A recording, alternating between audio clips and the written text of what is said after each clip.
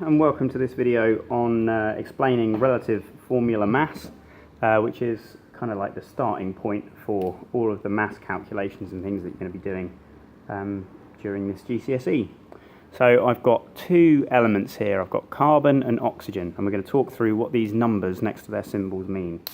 So to start off with, we're going to look at the small numbers, these ones. So these are called the atomic number. And these tell you the number of protons in the atom.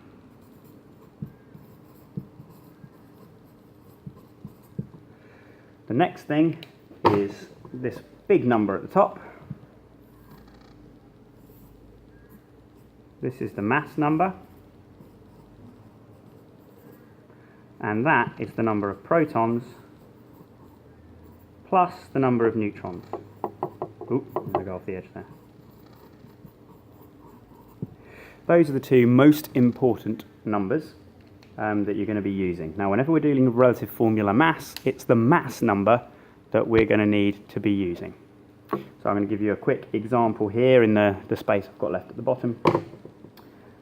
If it asks you to find the relative formula mass of CO2, I'm going to take you through the steps to do it. So we're going to need the mass number for carbon, which is 12, and we're going to need the mass number for oxygen, which is 16, but there's two oxygens here, it's O2, so we're going to have to times that by 2. So if we do that, we add them together, 12 plus, I've got a calculator slightly off screen here, my mental math is dreadful. So if you add all those up, it comes to 44. Okay, so that is the relative formula mass of carbon dioxide. Now, interestingly enough, this links nicely to our mass calculations, because if you have 1 mole of carbon dioxide, that relative formula mass will mean that 1 mole of carbon dioxide has a mass of 44 grams.